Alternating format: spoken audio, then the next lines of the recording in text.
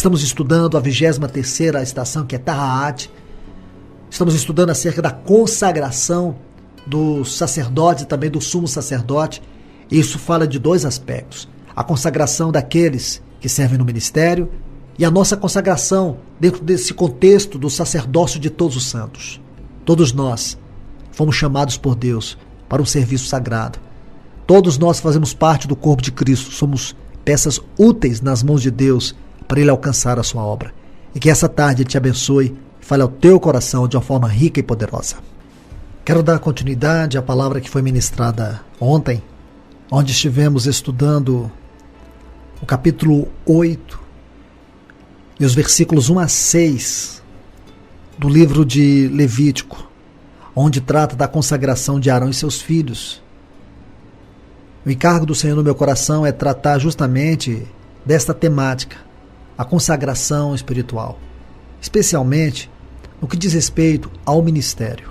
É lógico que de uma forma muito especial o Espírito Santo está falando a todos nós, porque o Senhor requer uma consagração do seu povo e também Ele requer uma consagração de um modo muito especial, distinto daqueles que servem no ministério.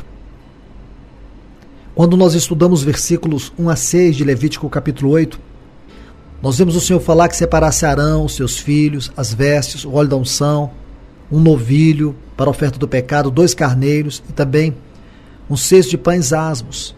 Que tudo isso fosse colocado diante de toda a congregação, lá na porta da tenda do tabernáculo. E a Bíblia diz que Moisés fez assim, e ajuntou todo o povo.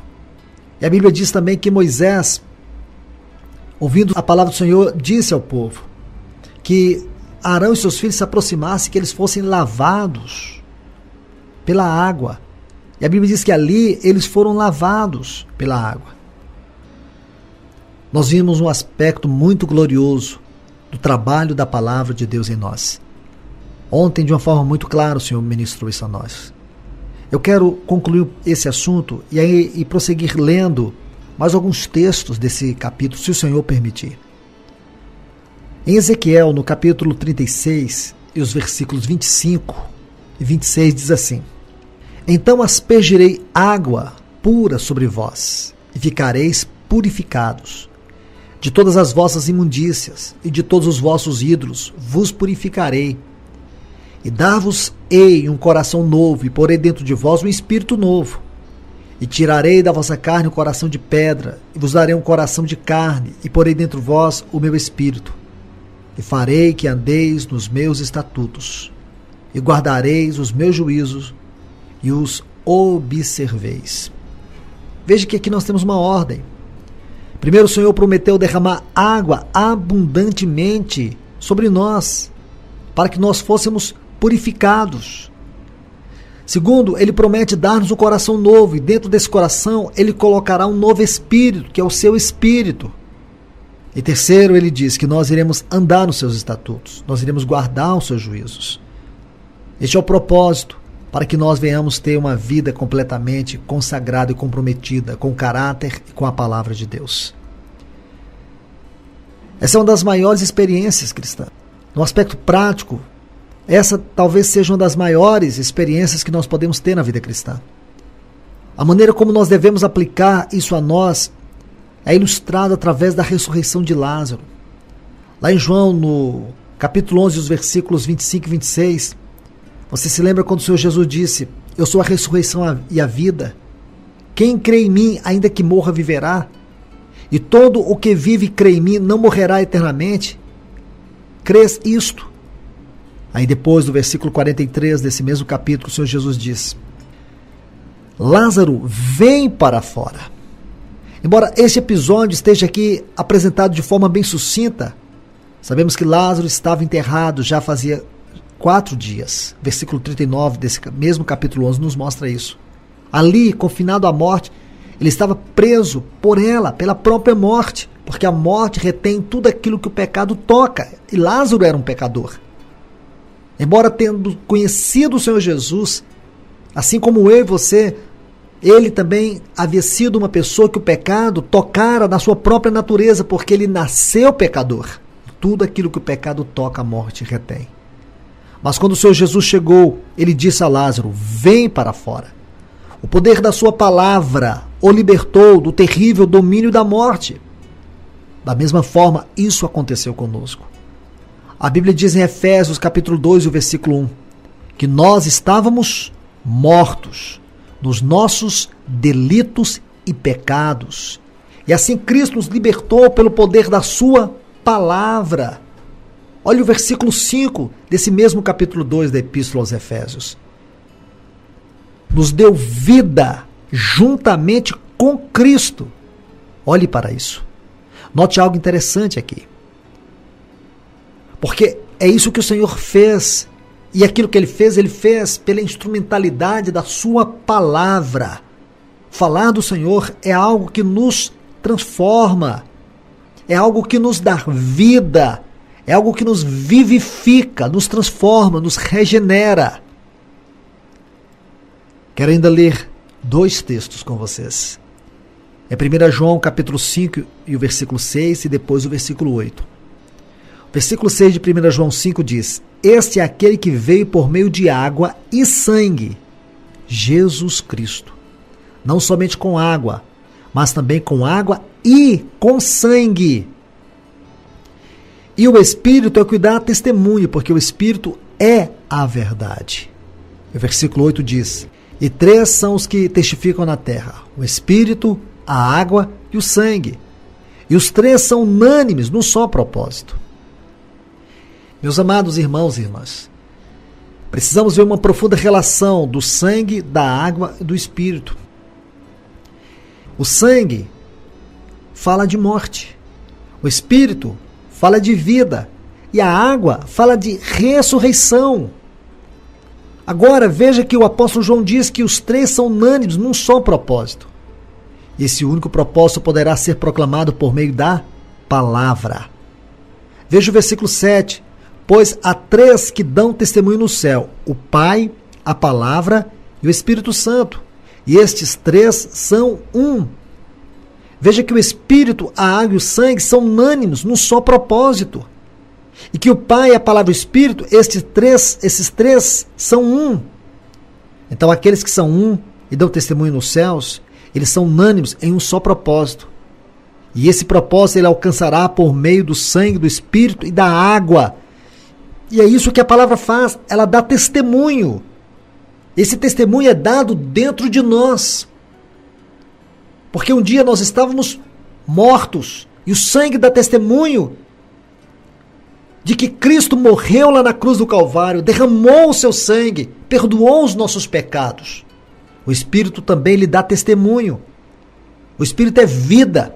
O Espírito ele vem e aplica a vida, a realidade da vida, a realidade da obra do sangue na nossa própria vida. É isso que o Espírito Santo está fazendo. Ele está dando testemunho da obra de Cristo. Ele está tornando real na nossa vida aquilo que Cristo um dia consumou lá na cruz do Calvário. O Espírito é vida. E a água é ressurreição. A água mostra isso para nós. Por isso que a palavra a qual nós pregamos é o evangelho da ressurreição de Cristo Jesus. Este é o grande testemunho que Deus o Pai tem em cada um de nós pela obra consumada lá na cruz do Calvário. Os sacerdotes tinham o direito de ministrar ao Senhor porque estavam habilitados pelo sangue do sacrifício. Quando li com vocês ontem, em Levítico capítulo 8, os versículos 1 a 6, nós podemos ver isso. Um novilho tinha que ser oferecido como oferta pelo pecado. Então, para que eles pudessem exercer, não bastava só o sacrifício, tinha que ter também o lavar da água. Veja bem, o sangue do Senhor Jesus nos limpa dos nossos pecados. E a água nos limpa do pó, do deserto deste mundo. A palavra é o meio pelo qual o Senhor conserva o seu povo limpo, para que ele possa ter uma comunhão com o seu povo. Do lado do Senhor Jesus Cristo, na cruz, saiu sangue e água, que reúne 2 aspectos da salvação. O sangue é para a nossa reconciliação com Deus, e a água para a limpeza, para que nós tenhamos comunhão, para ministrar diante dele e também ministrar por meio dele, porque a palavra de Deus é santa. ela não se move em canais sujos. Por mais que alguém esteja compartilhando uma palavra linda, bonita, uma palavra perfeita na sua exegese, faltará vida, faltará poder, faltará realidade espiritual. Quando você lê esses versículos, especialmente essa parte, os versículos 1 a 6 aqui de Levítico 8, todos esses sacrifícios são distintos aspectos da obra da cruz de Cristo. Você se lembra? Voltando aqui para Levítico, o que nós vemos no versículo 2? Nós vemos o óleo da unção, que fala do Espírito Santo, o novilho da oferta do pecado, os 2 carneiros, o cesto dos pães asmos. Ora, o que é que isso espiritualmente significa para nós? Aqui nós temos distintos aspectos da obra da cruz do Senhor Jesus, para nos redimir. Tudo o que Ele fez por nós lá na cruz está representado aqui pelo novilho, pelos carneiros sem defeito, pelos pães asmos. Depois vemos o óleo da unção derramado. Então, aqui nós vemos a maneira como Arão e seus filhos eram consagrados para o santo encargo do ministério. Nós sabemos que todas essas coisas são símbolos no Antigo Testamento. Quando você olha para essas coisas, você tem que encontrar a realidade delas no Novo Testamento. Eu gostaria de falar nesse momento sobre o óleo da unção. Lá em Êxodo capítulo 30, versículos 22 a 25, diz assim: Disse mais o Senhor a Moisés: Tu, pois, toma das mais excelentes especiarias de mirra fluída, 500 ciclos, de cinamomo odoroso a metade, a saber, 250 ciclos, e de cálamo aromático, 250 ciclos, e de cássia, 500 ciclos, segundo o ciclo do santuário, e de azeite de oliveira, 1 hin. Disto farás o óleo sagrado para unção, o perfume composto segundo a arte do perfumista. Este será o óleo consagrado da unção, ou o óleo sagrado da unção. Veja que aqui temos 3 medidas, e elas são uma referência à obra de Cristo em sua morte e ressurreição. Na Bíblia, o número 3 é uma referência à triunidade divina. O propósito da unção é nos capacitar a cooperar com Cristo em sua obra. Ele conta conosco para que o propósito do Pai seja alcançado. Meus amados irmãos e irmãs, naturalmente não somos capazes de realizar esta tão grande obra por nós mesmos. Então Deus nos unge com seu Espírito e assim podemos agir em cooperação com Ele. Este sacerdócio de todos os santos é algo muito importante em nossa edificação, pois aqui consiste um dos mais expressivos ensinamentos quanto à nossa eleição e vocação espiritual. Então, voltando para os textos aqui de Êxodo, capítulo 30, versículos 22 a 25. Veja, o óleo da unção deveria conter 3 medidas. A primeira é a mirra. A mirra é uma resina árabe, procedente da casca de uma árvore usada em óleo sagrado e em perfume. E o que nos fala a mirra? A mirra nos fala da morte de Cristo. Segundo, nós temos o cinamomo odoroso, que era uma casca de árvore aromática, utilizada como condimento. O cinamomo é o mesmo que a canela. Amados, espiritualmente falando, isso aponta para a eficácia da morte de Cristo. Depois nós temos o cálamo aromático, uma raiz aromática de uma espécie de caniço dos pântanos, e tipifica o quê? A ressurreição de Cristo. E por último nós temos a cássia, árvore com flores amarelas, que dá vagem, cujas sementes são medicinais e perfumadas. O sentido espiritual de cássia é a eficácia da morte do Senhor Jesus. Então a mirra fala da morte do Senhor Jesus. O cinamomo fala da eficácia da morte do Senhor Jesus.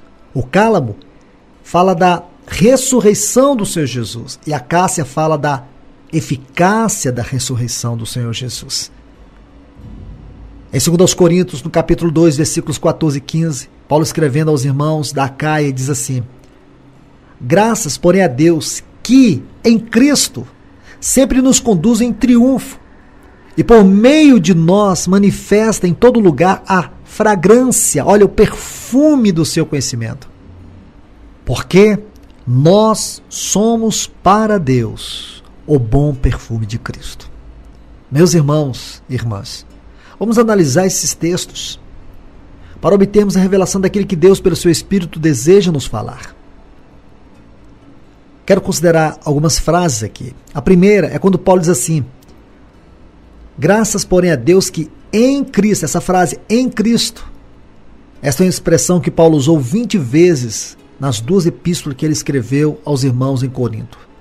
Ao estudá-la, você vai descobrir que essa frase nos fala da totalidade daquilo que é a vida cristã. Depois ele fala da fragrância do seu conhecimento.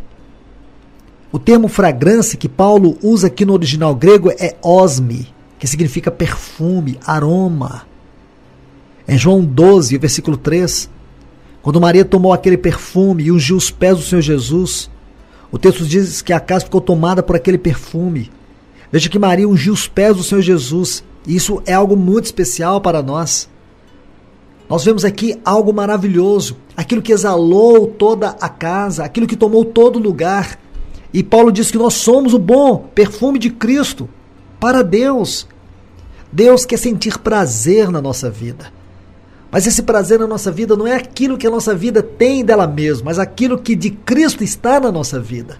Aquilo que é de Cristo está na nossa vida, infundido pela unção do Espírito Santo, é que deve trazer este prazer para Deus. Quando você exerce o ministério com diligência, com fidelidade para Deus, isso é como um perfume diante das narinas de Deus. Quando o nosso testemunho é adequado com a unção do Espírito, quando nós correspondemos a Deus pela unção do Espírito, quando nós somos obedientes à visão celestial, a nossa vida é como um perfume diante de Deus. Deus se sente bem em nos ver, em nos contemplar, em obediência, em fidelidade, em consagração a Ele. Este é o perfume. Não é o testemunho natural daquilo que somos, mas é o testemunho espiritual daquilo que de Cristo está em nós, está sendo expressado, está sendo exalado. Nós não podemos conter Cristo para nós. Aquilo que contemos de Cristo para nós tem o propósito de expressão, e este é o perfume diante de Deus. Meu irmão e minha irmã, que Deus poderosamente venha falar ao teu coração, de uma forma rica e poderosa. Ele venha falar a você a palavra a qual Ele está ministrando nesta hora, e que esta palavra venha vivificar o teu espírito, venha te renovar mais e mais, venha trazer a você uma verdadeira consciência, o quanto Deus te ama, o quanto Ele insiste, persiste em falar ao teu coração. Que Ele te abençoe.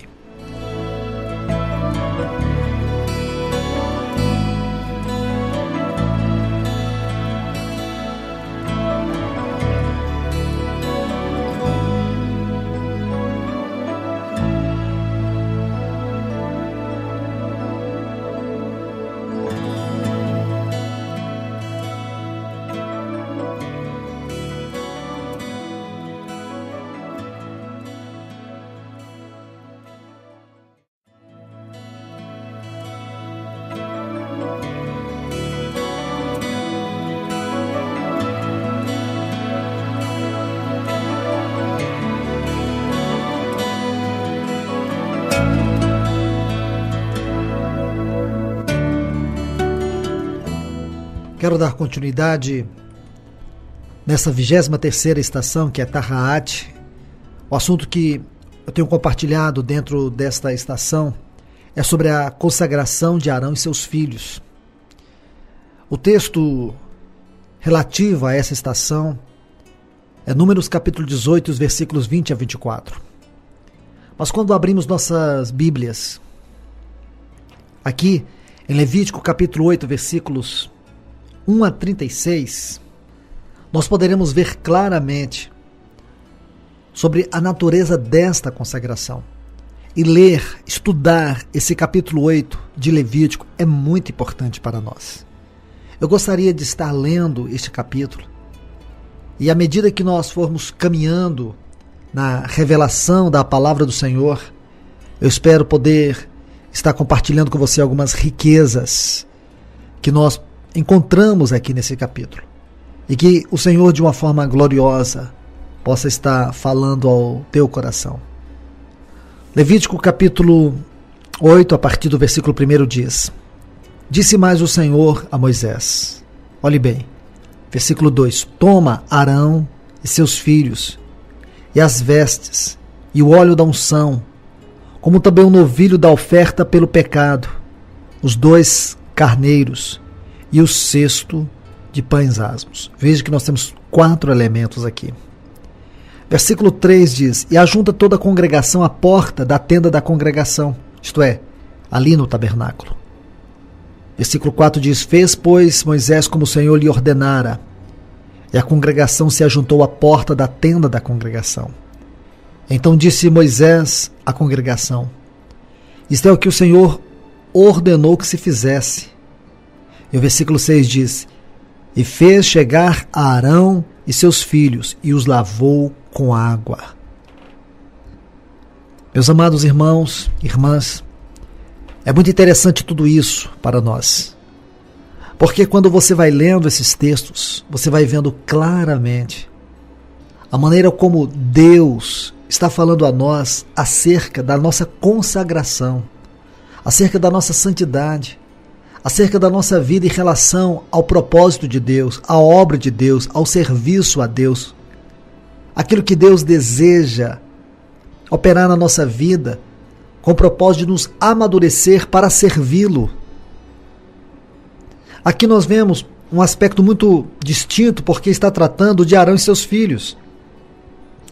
Nós sabemos que em certa instância isso está relacionado ao ministério, aqueles que foram chamados para o serviço na obra de Deus.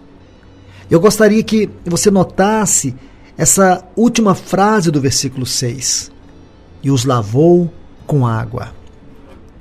Nós sabemos que aqui nesse capítulo 8 de Levítico nós temos um novilho que era para a oferta do pecado e os 2 carneiros.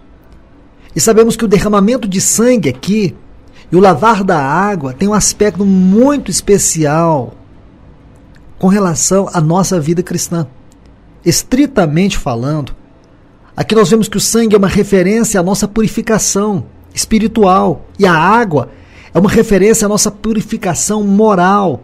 Aqui nós podemos ver acentuado o poder da palavra de Deus em nós nessa frase: e lavou com água. Lá em Tiago, no capítulo 1, e os versículos 18 e 21, diz assim: Pois segundo o seu querer, isto é, de acordo com a sua soberana vontade, Ele, isto é, Deus em Cristo, pelo poder do seu Espírito Santo, nos gerou pela palavra da verdade, para que fôssemos como as primícias das suas criaturas. E o versículo 21, Portanto, despojando-vos de toda impureza e acúmulo de maldade, acolhei com mansidão a palavra, isto é, esta palavra que nos gerou, que é a palavra da verdade, ela está sendo implantada em nós precisamos acolher esta palavra. Aí diz: a qual é poderosa para salvar a vossa alma. Aqui está falando da salvação da alma. Nós temos a salvação do espírito, a salvação da alma, a salvação do corpo. Nós sabemos que esses 3 aspectos são distintos, mas eles convergem num ponto que é na tão grande salvação que nós encontramos em Hebreus capítulo 2. E a tendência é muito extraordinária. É algo muito especial. Porque o sangue nos liberta dos pecados e a água da culpa do pecado. Lá na queda, o homem foi corrompido, isto é, a natureza humana foi corrompida. Por isso precisamos do poder do sangue e do lavar da água, isto é, do trabalho da palavra, para que tenhamos uma vida pura diante de Deus. Efésios, no capítulo 5, o versículo 26, diz assim: para que a santificasse, tendo-a purificado por meio da lavagem da água pela palavra. Olhe bem isto. Aqui nós temos algo muito importante. Esse texto nos diz que o Senhor Jesus, devido ao seu grandioso amor por nós, Ele está realizando e continuará realizando algo na vida de cada um de nós. Aqui está uma declaração que nos impressiona por ser grandiosamente e gloriosamente vital para a nossa experiência cristã prática. Nós temos que notar algo impressionante acerca tanto do sangue do Senhor Jesus derramado por nós lá na cruz do Calvário, que é prefigurado por este novilho que é oferecido como oferta pela culpa do pecado e também pelo lavar da água. Quanto ao sangue, lá em Atos dos Apóstolos, no capítulo 20, o versículo 28, Paulo diz assim: atendei por vós e por todo o rebanho sobre o qual o Espírito Santo vos constituiu bispos, para pastoreardes a igreja de Deus. Agora, olhe bem, o restante do versículo, a qual ele comprou com seu próprio sangue. Isso é impressionante. Em Romanos capítulo 3, versículo 25, Paulo escrevendo aos irmãos em Roma, ele diz assim: a quem Deus propôs no seu sangue como propiciação mediante a fé para manifestar a sua justiça. Nesses textos, vemos uma referência ao sangue de Deus. Este sangue que foi derramado pelo seu próprio Filho Jesus. Quando estudamos o livro de Romanos, deparamos com dois aspectos da nossa salvação: o perdão dos nossos pecados e a libertação do poder do pecado. Aqui precisamos entender a diferença entre pecado e pecados, porque o termo pecado se refere àquele poder dentro de nós que nos motiva a cometer atos pecaminosos. Sabemos que há algo dentro de nós que nos motiva e nos obriga a ter certas inclinações espontâneas. Este poder, essa força dentro de nós, nos induz para o caminho da concupiscência. Em Romanos capítulo 7, os versículos 8, 16, 17, você pode ver isso muito claramente. Olha o que Paulo diz nesses textos. Mas o pecado, note aqui o termo singular, mas o pecado, tomando ocasião pelo mandamento, despertou em mim toda sorte de concupiscência. Porque sem lei está morto o pecado. Ora, se faço o que não quero, consinto com a lei que é boa. Neste caso, quem faz isto já não sou eu, mas o pecado que habita em mim. Então veja, Romanos 7, versículos 8, 16 e 17. Então você vê que o pecado é uma lei que controla os nossos membros. Do versículo 23 aqui de Romanos capítulo 7, Paulo prossegue dizendo: mas vejo nos meus membros outra lei. Está vendo aqui? Outra lei que, guerreando contra a lei da minha mente, me faz prisioneiro da lei do pecado que está nos meus membros. Então, meus irmãos e irmãs, vejam bem, existe algo dentro de nós que nos leva a pecar. E isto a Bíblia chama de pecado. O pecado é como um hábito, como uma disposição interior que reside dentro de nós. E desse pecado, nós não somos perdoados. Do pecado, nós temos que ser libertados. É aqui que a palavra entra, o trabalho da palavra, o trabalho da cruz opera contra o pecado dentro de nós. Agora nós temos também não apenas a questão do pecado no livro de Romanos, temos também a questão dos pecados.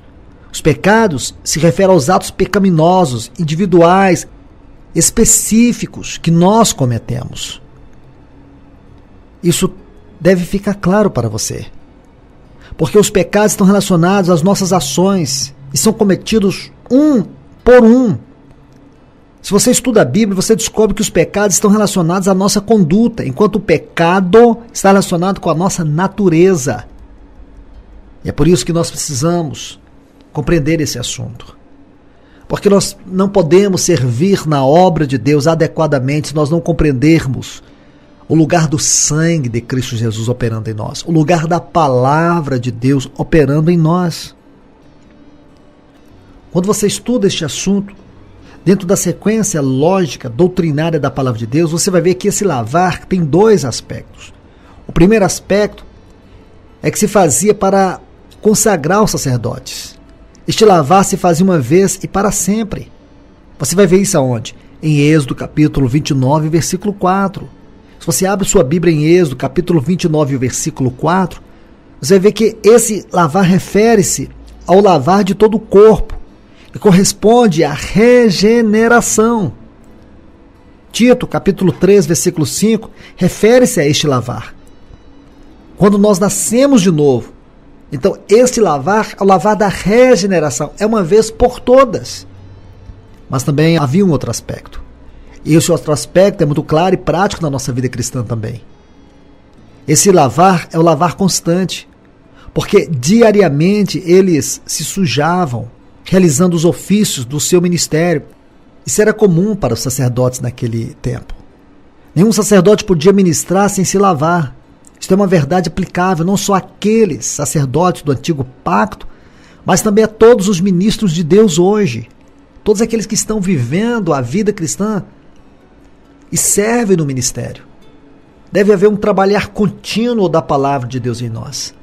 Nós não podemos achar que nós somos pessoas acima de qualquer suspeita. Somos pessoas completamente impassíveis. Nós não estamos vivendo a mesma realidade de vida que os nossos irmãos estão vivendo. Como se a vida normal deles fosse completamente diferente da nossa. Isso não é visto dessa maneira pela palavra de Deus. Precisamos ser cuidadosos, porque há uma necessidade diária do trabalhar de Deus pela sua palavra na nossa vida, na vida de cada um daqueles que estão em cargo da obra e do ministério. Veja que quando você olha para aqueles sacerdotes no Antigo Testamento, o pó sujava suas mãos e os pés. Da mesma maneira ocorre com os cristãos hoje. Por isso Deus tem provido o lavar contínuo da sua palavra em nossa vida. Lá no Evangelho de João, no capítulo 15, versículo 3, o Senhor Jesus diz assim para os discípulos: vós já estáis limpos pela palavra que vos tenho falado. E lá em Efésios, no capítulo 5, os versículos 25 e 26, diz que Cristo amou a igreja e se entregou a si mesmo por ela, para santificá-la, tendo-a purificado por meio do lavar da água pela palavra. Essa palavra que Deus nos deu, seu próprio Filho encarnado. Essa é uma palavra viva e por isso ela tem em si uma ação vivificadora, purificadora. Assim como o Pai nos prometeu dar seu Filho, seu Espírito, assim também Ele nos prometeu dar sua palavra. Nós temos uma necessidade extrema da palavra de Deus, de que ela continue trabalhando Cristo na nossa vida, nos purificando de toda a nossa iniquidade, de todo o pecado, para que nós não venhamos ministrar diante do Senhor e como também ministrar do Senhor a sua igreja, ao seu povo, tendo uma vida maculada, maculada pela culpa, maculada pelo pecado, pelas sujeiras, que no dia a dia tenta nos enredar, nos envolver, nos atrair, nos seduzir. Por isso nós não podemos nos afastar da palavra de Deus. Nós não podemos permitir que haja um distanciamento entre nós e a palavra de Deus, especialmente aqueles que servem no ministério da palavra, aqueles que têm o encargo de servir Cristo Jesus, a sua igreja, ao seu povo. Que o Senhor nos ajude, que o Senhor possa abrir os nossos olhos, que o Senhor venha falar poderosamente, de uma forma clara na sua vida, para você compreender a importância do lugar da palavra, o lugar que ela deve ocupar no seu relacionamento, na sua vida, no seu dia a dia, em todas as áreas da sua vida. Que o Senhor fale ao teu coração, que Ele venha de uma forma gloriosa, poderosa, falar a você aquilo que é a vontade dEle, aquilo que é o propósito dEle, aquilo que Ele deseja, com esta palavra, aplicar na tua vida, para a glória dEle. Que Ele te abençoe rica, poderosamente.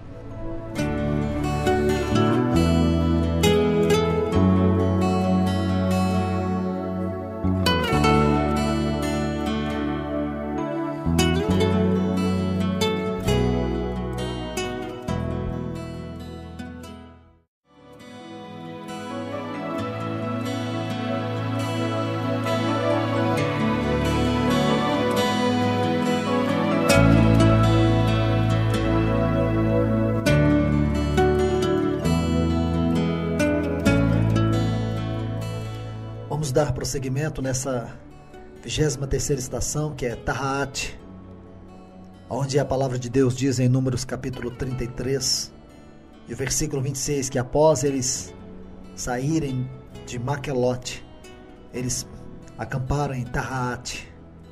Nós sabemos que este nome Tahaat foi dado por Moisés por causa da revelação que ele teve daquilo que Deus falou a Arão. Porque de agora em diante nós vamos perceber algo muito especial, a maneira como Deus se revela a Arão. E os textos que compreendem essa estação, está em Números capítulo 18 e os versículos 20 a 24.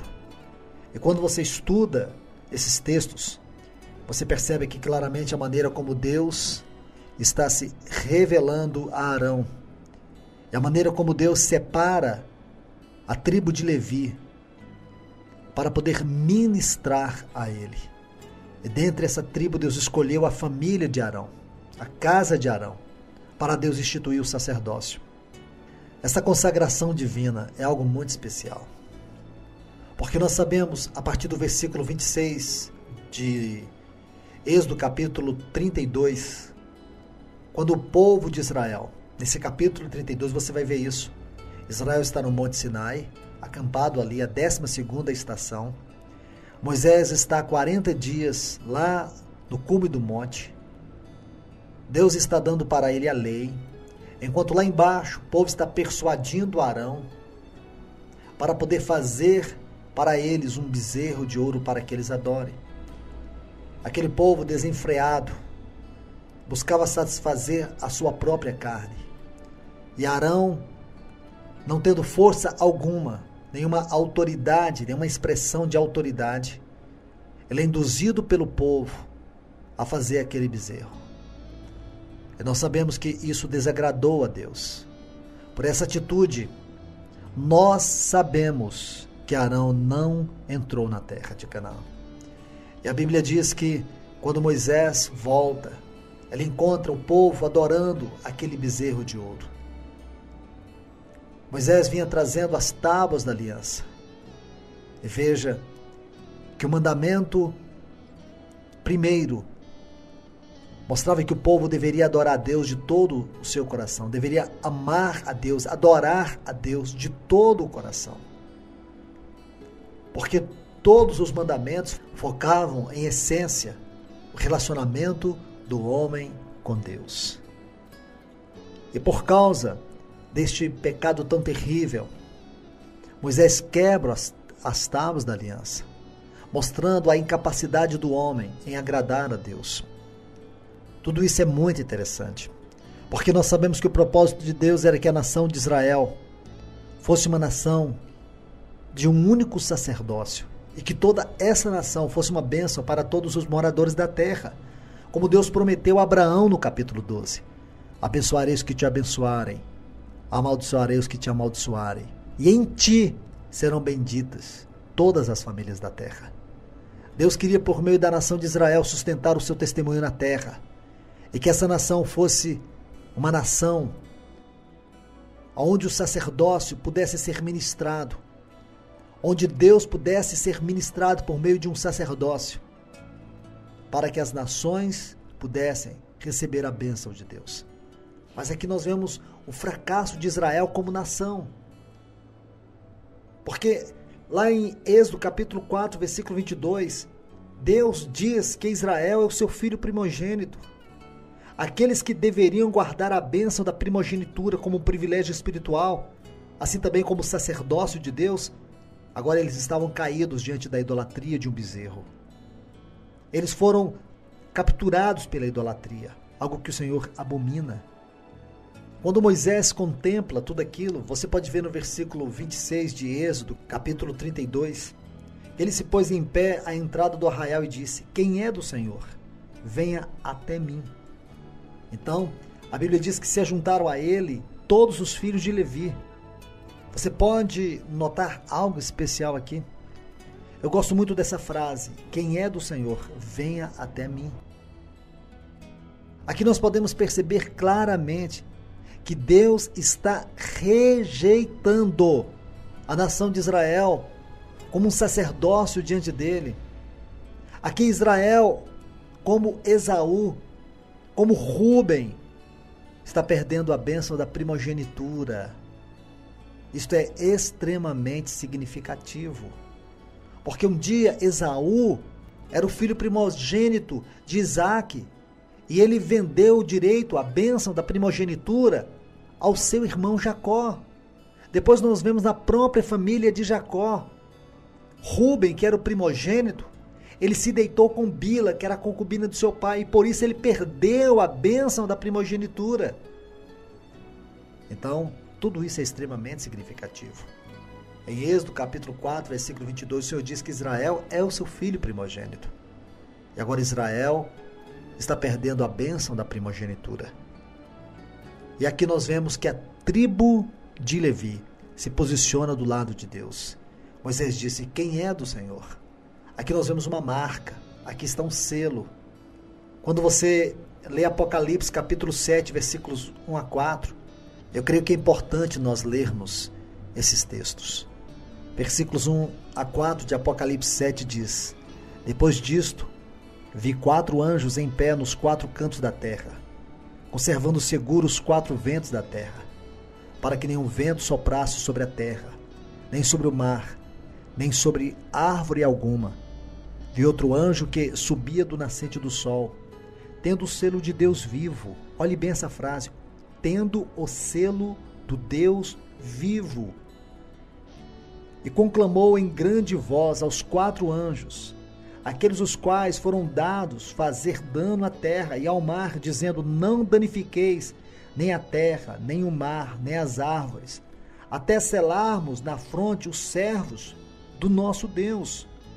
Então, ouvi o número dos que foram selados. Olhe bem. Ouvi o número dos que foram selados, que era 144 mil, de todas as tribos dos filhos de Israel. Ainda, Apocalipse capítulo 14, a partir do versículo 1 diz: olhei, e eis o Cordeiro em pé sobre o monte Sião, e com ele 144 mil, tendo na fronte escrito o nome de seu pai.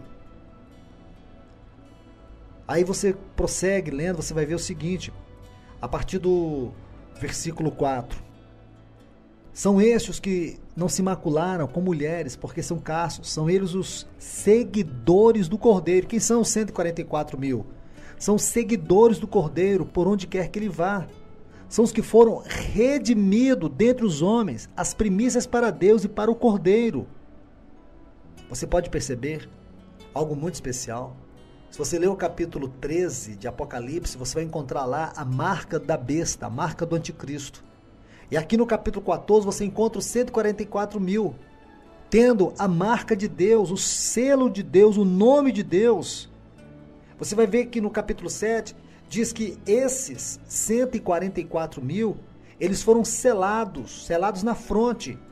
E aqui no capítulo 14 vai dizer qual é esse selo. O selo é o nome de Deus na sua fronte, a marca de Deus.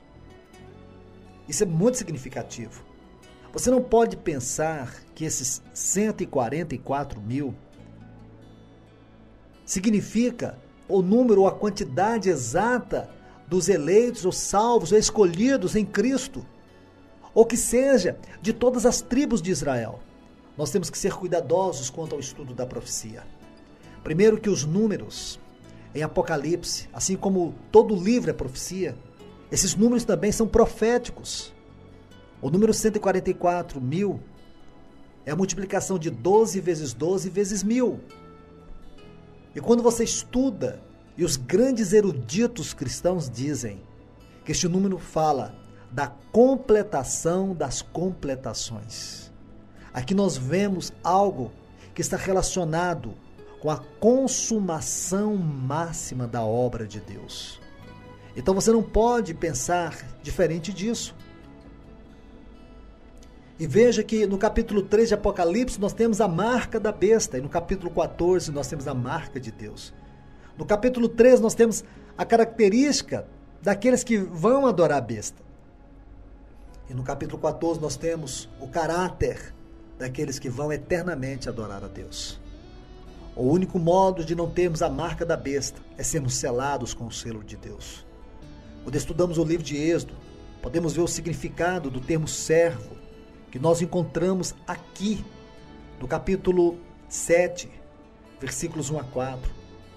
Veja que esses textos mostram para nós algo muito especial.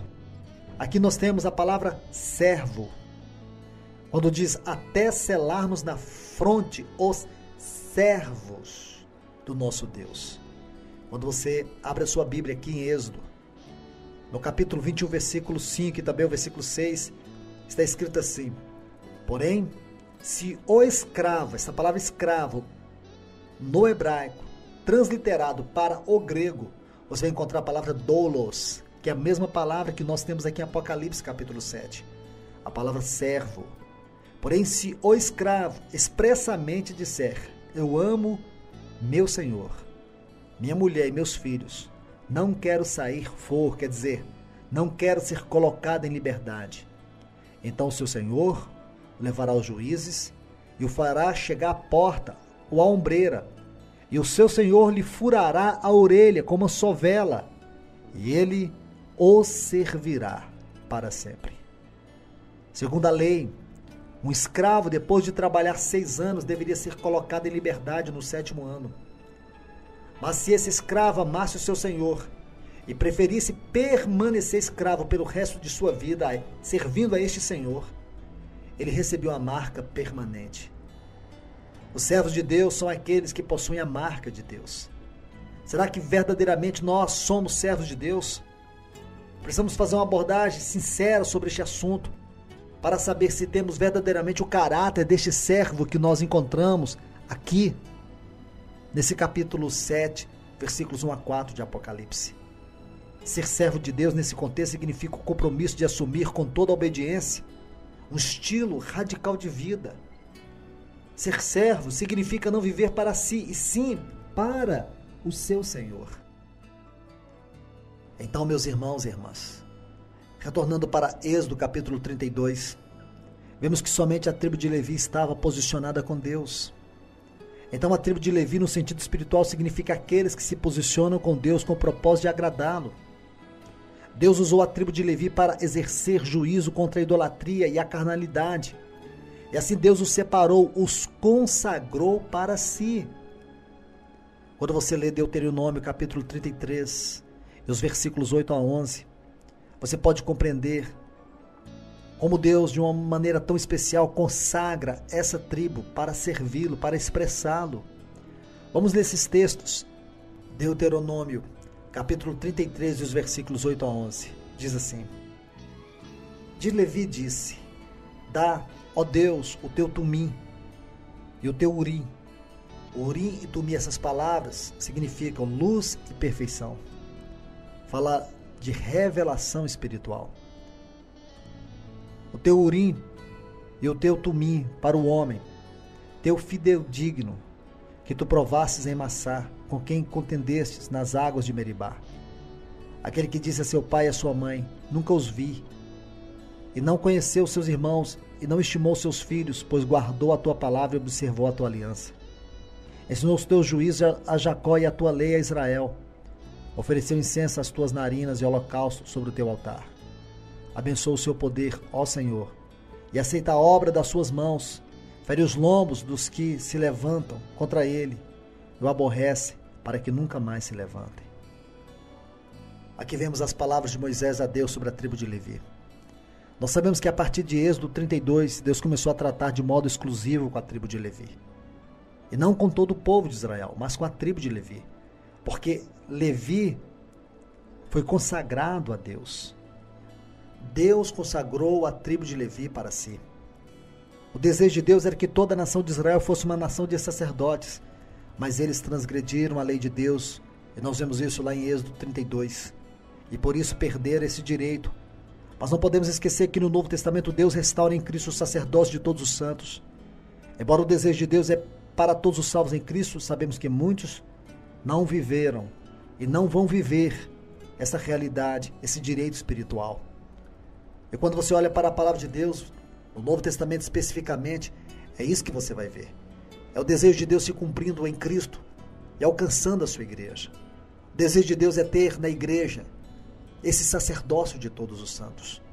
Este é o princípio dos vencedores, aqueles que vão se posicionar de acordo com a vontade de Deus, aqueles que vão se posicionar pelo testemunho de Deus. Deus está reivindicando o seu povo. Deus está reivindicando os seus vencedores. Aqueles que vão se posicionar contra o pecado. Aqueles que vão se posicionar contra a idolatria, contra todo tipo de religiosidade, que é um sinônimo de idolatria espiritual, de mundanismo, de carnalidade. Um povo santo, um povo comprometido com Deus. Meus amados irmãos e irmãs, esta é a palavra de Deus. Eu creio que durante esses dias o Senhor deseja falar-nos claramente acerca deste assunto. A nossa temática durante toda esta semana será sobre consagração. Assim como Deus separou a tribo de Levi para exercer o sacerdócio. E sabemos que nem todos da tribo de Levi exerceram o sacerdócio, somente a casa de Arão. Assim nós sabemos que, embora agora em Cristo todos nós fomos comprados e resgatados pelo sangue de Cristo, nem todos estão vivendo esta realidade do sacerdócio. Nem todos compreendem esta função. Muitos estão vivendo ainda para si. Que nós venhamos compreender esta verdade espiritual. Nós somos da família de Deus. Assim como aqueles que pertenciam à família de Arão tinham direito ao sacerdócio, aqueles que são da família de Deus, conforme está escrito em Efésios capítulo 2, versículo 19, esses em Cristo Jesus têm o direito de exercer esse sacerdócio.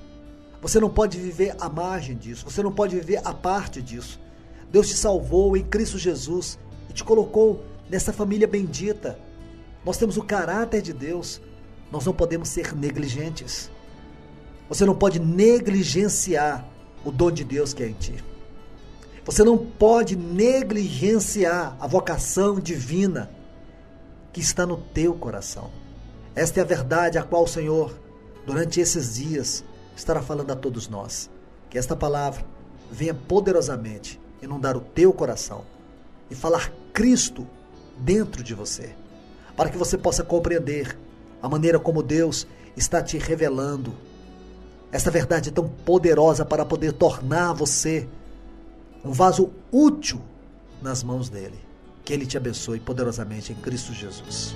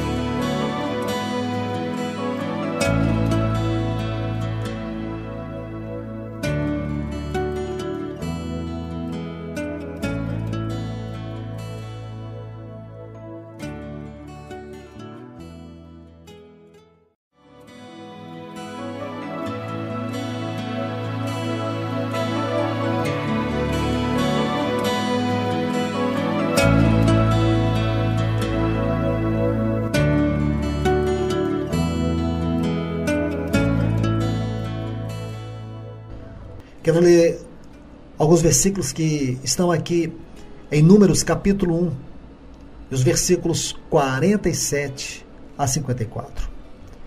Aqui nessa passagem, Deus está fazendo o censo lá no Monte Sinai, que é a 12ª estação. Depois nós sabemos que ele faz um outro censo em Moabe. Aqui nós temos o primeiro censo. E aqui Deus vai contabilizar todo o povo, com exceção da tribo de Levi. Quando você olhar todos esses versículos, especialmente aqui o versículo 27, quando o Senhor diz, mas os levitas, segundo a tribo de seus pais, não foram contados entre eles. Então veja que Deus havia separado a tribo de Levi dentre todo o povo, porque eles eram consagrados para Deus, eles foram consagrados à obra de Deus. Você pode notar isso? Então veja, a partir do versículo 48, diz, porquanto o Senhor falara a Moisés. Veja que o versículo 47, o Senhor havia dito que os levitas, segundo a tribo de seus pais, não foram contados entre eles. Aí no 48 diz, porquanto o Senhor falara a Moisés, dizendo, somente não contarás a tribo de Levi, nem levantarás o censo deles entre os filhos de Israel. Mas incumbe tu os levitas de cuidarem do tabernáculo do testemunho, e de todos os seus utensílios, e de tudo o que lhe pertence. Eles levarão o tabernáculo e todos os seus utensílios. Eles ministrarão no tabernáculo e acampar-se-ão ao redor dele. Quando o tabernáculo partir, os levitas desarmarão todo o tabernáculo. E quando assentar-se no arraial, os levitas armarão. O estranho que se aproximar, esse morrerá. Eu quero examinar com você este assunto maravilhoso acerca da consagração da tribo de Levi. Nós precisamos examinar esse assunto à luz do Novo Testamento. Porque nós descobrimos que os filhos de Deus são constrangidos pelo amor a viverem para aquele que morreu por eles lá na cruz do Calvário.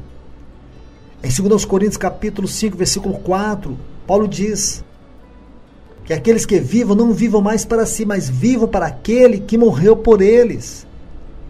Você vê que Paulo diz assim que o amor de Cristo nos constrange. Essa palavra constrange significa ser envolvido apertadamente, ou ser cercado de tal forma que a pessoa não pode mais escapar. Significa não ter uma outra alternativa a não ser o Senhor mesmo. Quando uma pessoa é movida pelo amor, ela experimenta essa sensação. Porque o amor prende a pessoa de tal forma que não deixa ela uma outra alternativa, a não ser o próprio amor. O amor, portanto, é a base da consagração. É isso que nós vemos no Novo Testamento. Ninguém pode consagrar-se a não ser que sinta o amor do Senhor em sua própria vida. É preciso ver, sentir, contemplar este amor antes que alguém possa realmente consagrar sua vida a Deus. É inútil falar de consagração quando não há uma visão do amor, daquilo que realmente significa o amor de Deus derramado em Cristo Jesus por nós, lá na cruz do Calvário. Mas depois que você pode ver o amor, pode sentir o que verdadeiramente é o amor de Deus em sua vida, a consagração será uma consequência inevitável. Entretanto, a consagração também se baseia no direito ou prerrogativa divina. Escute isso. A consagração se baseia na prerrogativa divina. Essa é a verdade que encontramos em 1 Coríntios, capítulo 6, e os versículos 19 e 20, que diz: Acaso não sabeis que o vosso corpo é santuário do Espírito Santo, que está em vós, o qual tendes da parte de Deus, e que não sois de vós mesmos, porque fostes comprados por preço. Agora, pois, glorificai a Deus no vosso corpo. Para os cristãos de hoje, essa ideia de ser comprado por preço talvez não seja claramente compreendida. Mas para os irmãos em Corinto, quando Paulo escreveu esta maravilhosa carta, no tempo do Império Romano, era algo perfeitamente claro. Por quê? Ora, porque naquele tempo eles tinham mercados humanos. Da mesma forma que alguém podia ir ao mercado para comprar frango ou um pato, era possível comprar seres humanos no mercado de homens. A única diferença estava em que os preços dos alimentos, como também dos animais, eram mais ou menos estabelecidos, mas no mercado humano, o preço de cada alma era fixado através de lances em um leilão. Quem fizesse o lance mais alto comprava o homem, e aquele que comprasse, aquele escravo, aquela pessoa que estava sendo vendida ali, tinha absoluto poder sobre ele.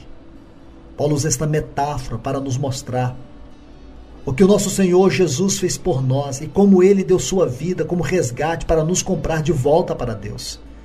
O Senhor pagou um preço, esse preço é sua própria vida. Você tem que entender que diante de Deus o valor da sua vida é o valor da própria vida de Cristo. Você vale para Deus o tanto quanto vale Cristo Jesus, o Filho amado de Deus. Então, devido a essa obra redentora que Cristo efetuou para nos comprar, nós precisamos entender que temos que desistir dos nossos direitos. Nós temos que perder a soberania que nós temos sobre nós mesmos. Nós não pertencemos mais a nós mesmos. Nós pertencemos ao Senhor Jesus. E devemos glorificar a Deus em nossa própria vida. fomos comprados, a saber, pelo sangue de Cristo Jesus vertido lá na cruz do Calvário. E desde que somos comprados pelo sangue de Cristo, nos tornamos por direito seus filhos. Possuímos em nós uma prerrogativa divina. Por um lado, isto é, por causa do amor, escolhemos servi-lo. Por outro lado, por direito, não somos de nós mesmos. Devemos segui-lo. Não podemos fazer uma outra alternativa. De acordo com o direito de redenção, somos dele. De acordo com o amor que a redenção gera em nós, devemos viver para ele. Uma base para a consagração é o direito legal e a outra base é o amor em resposta. A consagração está assim, baseada no amor que sobrepuja o sentimento humano, como também no direito de conformidade com a lei. Por essas duas razões, nós pertencemos a ele. Por essas duas razões, nada nos resta a não ser entender que toda a nossa vida pertence a ele. Precisamos saber que o fato de sermos constrangidos pelo amor não significa ainda consagração. Nem ter a visão do direito do Senhor corresponde à verdadeira consagração. Depois de nós termos sido constrangidos pelo amor e visto a prerrogativa do Senhor, é preciso fazer algo. Nós precisamos entender isso. Este passo a mais coloca a pessoa na posição de consagração. À medida que nós compreendemos que fomos constrangidos pelo amor de Cristo Jesus e sabemos que fomos comprados pelo sangue da cruz, nós temos que compreender que realmente algo ocorre em nós. Isto é, ele nos separa de tudo aquilo que outrora fazia parte da nossa vida natural. Ele nos separa para que possamos viver totalmente para ele. Esta é a consagração descrita no Velho Testamento. E essa é a verdadeira experiência que nós temos hoje, à luz do Novo Testamento. É a aceitação de um serviço santo, o ofício de servir ao Senhor, de viver uma vida que corresponde ao serviço. Consagração é mais do que amor, é mais do que compra, é a ação que segue o amor e a compra. Dessa forma, aquele que se consagra está separado de tudo neste mundo, de todos os seus antigos senhores, de tudo aquilo que ocupava o seu coração. De agora em diante, ele não fará nada exceto o que o seu Senhor requer, reivindica, manda, ordena. Ele se restringe a fazer somente as coisas daquele único Senhor. E este é o real significado da consagração. Eu quero ler com você esse texto de 2 Coríntios, o capítulo 5, versículos 14 e 15. Pois o amor de Cristo nos constrange, julgando nós isto: um morreu por todos, logo todos morreram.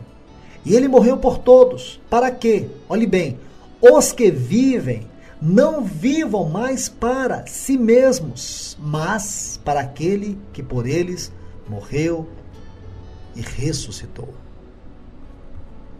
Você pode ver o quanto isso é tremendo? Aqui nós encontramos o fundamento da consagração. Então, quando você olha para aqueles capítulos que nós já estudamos aqui, especialmente o capítulo 28, porque também no capítulo 29 nós temos a consagração dos sacerdotes. E no capítulo 28 nós temos as vestes sacerdotais. E quando você lê também Levítico, capítulo 8, e os versículos 18 a 28, todos esses textos tratam da consagração dos sacerdotes. Nós temos visto os textos onde o Senhor tem tratado de uma maneira extraordinária acerca da exclusividade do Senhor em relação à tribo de Levi. Isso é muito importante, porque quando lemos todas essas passagens, somos imediatamente tocados pelo fato de que a consagração é algo extremamente especial. A nação inteira de Israel foi escolhida por Deus, mas nem todos nessa nação se tornaram sacerdotes. Mas nem toda a nação se tornou consagrada. Nem todos da tribo de Levi pôde experimentar o sacerdócio. Alguns exerceram o ministério levítico, mas não o ministério sacerdotal. Então a nação inteira de Israel foi escolhida por Deus, mas nem toda a nação foi consagrada. Nem todas as tribos de Israel puderam participar da consagração, pois apenas a tribo de Levi foi escolhida. E nem toda a tribo de Levi foi consagrada, apenas uma família, a família de Arão. Essa sim foi consagrada ao sacerdócio. Isso indica que a consagração não é um assunto para o mundo, mas para o povo escolhido, isto é, para aqueles que pertencem exclusivamente a uma família, a família de Deus. Esse assunto de consagração não é um assunto que você pode aplicar de uma maneira natural às coisas do mundo, ao próprio mundo, mas é algo para o povo escolhido de Deus. Efésios 2,19 diz assim: já não sois estrangeiros e peregrinos, mas concidadãos dos santos, sois da família de Deus. Graças a Deus, hoje pertencemos a esta família, pois todos os que cremos no Senhor Jesus pertencemos a esta família espiritual. Apocalipse capítulo 1, versículos 5 e 6, diz que o Senhor, com o seu amor, Ele verteu o seu sangue lá na cruz do Calvário e nos constituiu reis e sacerdotes. E hoje nós podemos ver que todos os remidos são sacerdotes, escolhidos por Deus para serem sacerdotes. Anteriormente, somente aqueles da casa de Arão foram consagrados. Mas como já temos visto ao longo desses estudos passados, até a casa de Arão falhou. Assim como a tribo de Levi falhou, também a casa de Arão falhou. Você pode ver isso estudando o livro de Jeremias. Capítulo 1, capítulo 5, capítulo 26. Você vai ver nesse livro de Jeremias como o sacerdócio estava envolvido pelo pecado, maculado pelo pecado. Mas graças a Deus, hoje realmente pertencemos a esta família, pois Ele nos escolheu para sermos sacerdotes. Uma coisa está clara: os homens não escolhem a si mesmos para se consagrarem a Deus. É Deus quem os escolhe para que sejam consagrados. Deus pode separar para si mesmo aqueles os quais Ele designa para o trabalho, para a sua obra. É Deus quem nos favorece, permitindo-nos ter a participação em seu trabalho exclusivo, em servi-lo em sua obra. É Deus quem nos dá a beleza, a glória. Veja que os sacerdotes do Velho Testamento vestiam duas peças de roupa, uma para a glória e a outra para ornamento, isto é, para a beleza. E nessa consagração divina, onde Ele investe sua própria vida em Cristo Jesus, em nós, significa que Ele nos veste com a glória e com a beleza do seu próprio Filho. Meus amados irmãos e irmãs, que nós venhamos entender que a consagração significa que somos escolhidos para honra e para a glória de Deus, para honrar a Deus e para glorificar a Deus com a nossa própria vida. Porque a consagração é Deus nos dispensando glória, é Deus nos dispensando a beleza de Cristo. A consagração exige o maior dos sacrifícios, contudo, ela está cheia de sentido de glória, e não apenas da consciência do sacrifício, mas também da beleza da própria vida de Cristo dispensada a nós.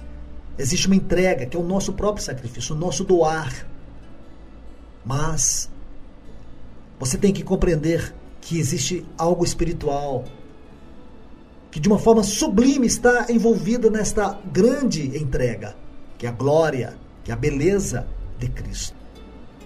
Quando você pode examinar isso, você fica impressionado com toda esta beleza, com toda essa majestade, dessa maravilhosa entrega nossa a Deus.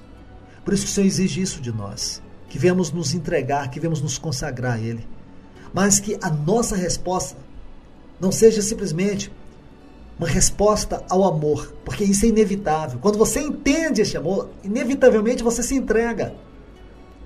Mas não somente essa questão do nosso amor a Ele. A nossa entrega é uma resposta natural ao seu amor por nós. Mas a consagração vai além de tudo isso. Sabemos que existe a prerrogativa divina. E nós não temos como fugir dessa prerrogativa divina. Mas ainda precisamos ir mais além. Não basta ter essa visão deste amor, compreender a prerrogativa divina. Existe algo que vai muito mais além. Sendo constrangido pelo amor e sabendo que fomos comprados pelo sangue de Cristo, nós precisamos aceitar na nossa vida a vontade de Deus.